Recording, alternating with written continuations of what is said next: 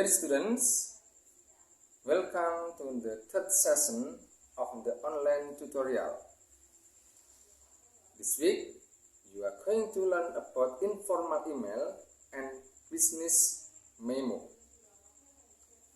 You can find this week's topics in Module 3, which consists of 2 learning activities. By the end of the weeks, you are expected to be able to write a simple email and differentiated email and memo. Please study the materials and enrichment links below.